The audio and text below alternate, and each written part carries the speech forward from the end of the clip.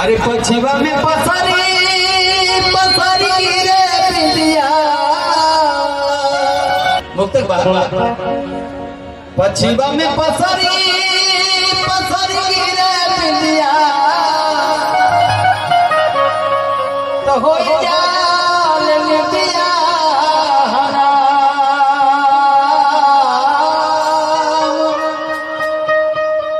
अब बसवो के बेनिया बेसहित बेदर्दी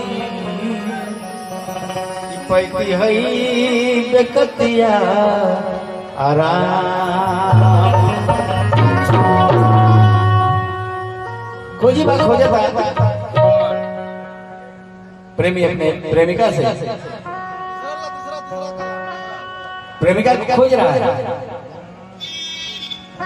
भक्त भगवान को और जीव इस गीत की सच्चाई है जीव ब्रह्म को खोज रहा है। कहाँ हो मेरे प्यारे प्रभु?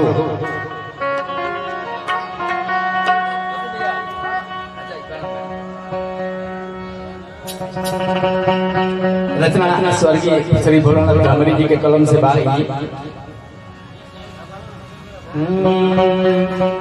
कोने खुतबा में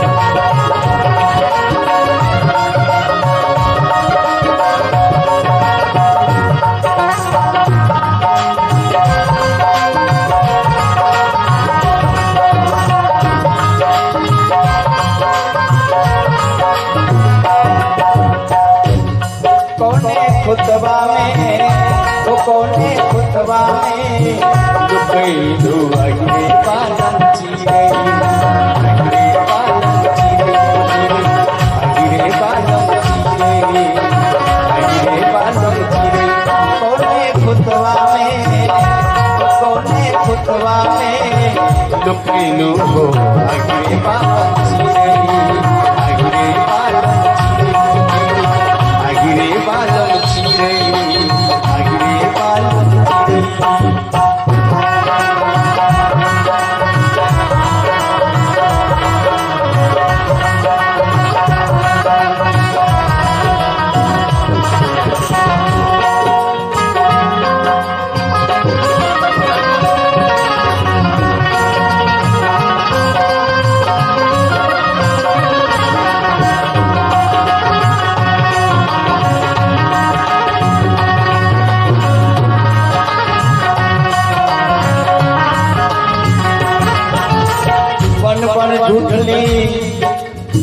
बन बन झुटली कर कर झुटली झुटली नदी कसीरे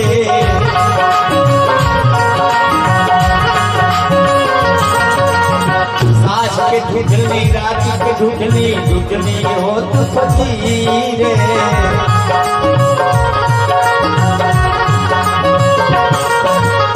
जन में झुटली मन में झुटली झुटली बीच बजारे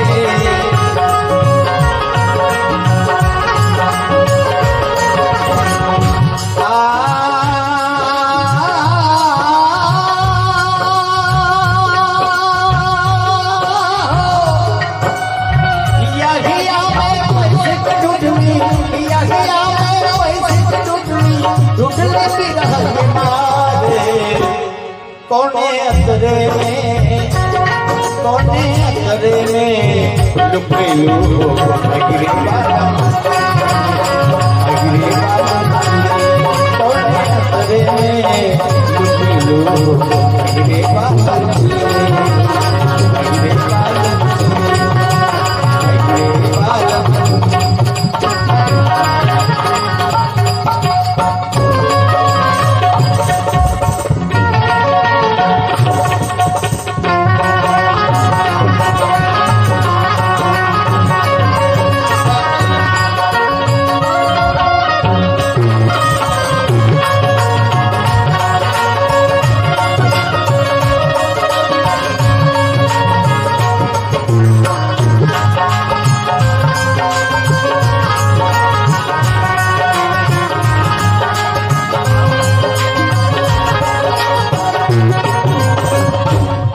ये देखिए आशीर्वाद स्वरूप आदरणीय रानू बाबा के पिता श्री गुरु जी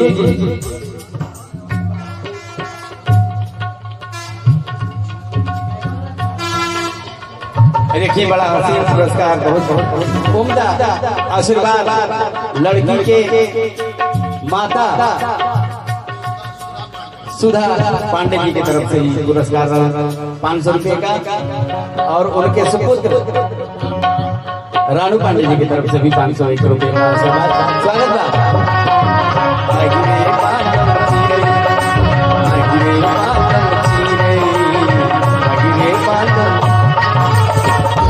गीत की अगली कड़ी से जोड़ते हैं आपको। बड़े अच्छी लाइन है। गीतों में खोजता है, पहाड़ों से खोजता है, झरनों से कहता है देखा है मेरे प्रीतम को कहीं कैसे। गीत के हम हर कड़ी से पुछली रातों से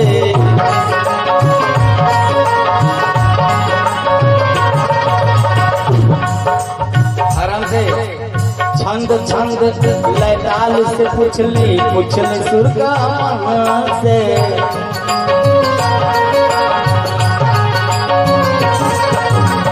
किरण से जाके पुछली नील गगन से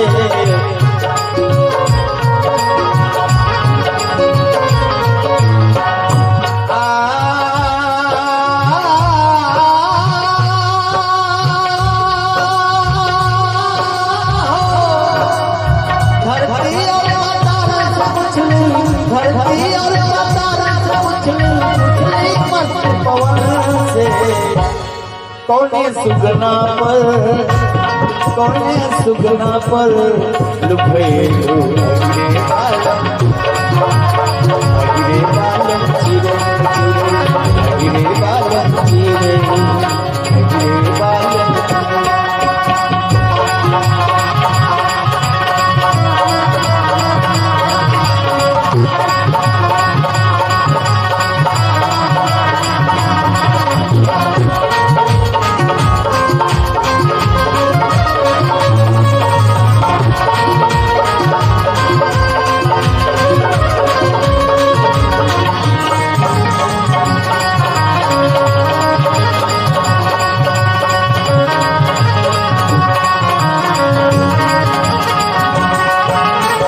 पंडित से मुल्ला तक देखनी घरे कसाई।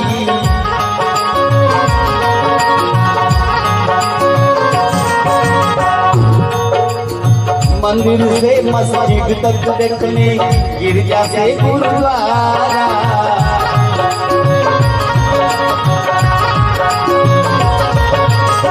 गीता और कुरान में देखनी तीरथ सारा।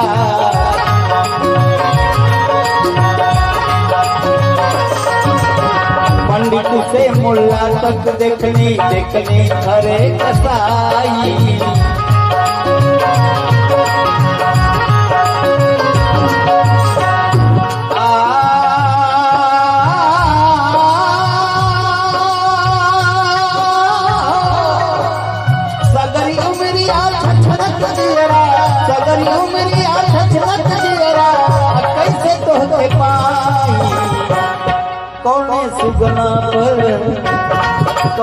सुगना पर लुभैलू अगिले बालम चिरे कोने खुतवा में लुभैलू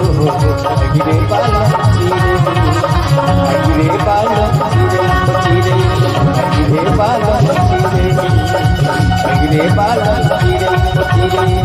चिरे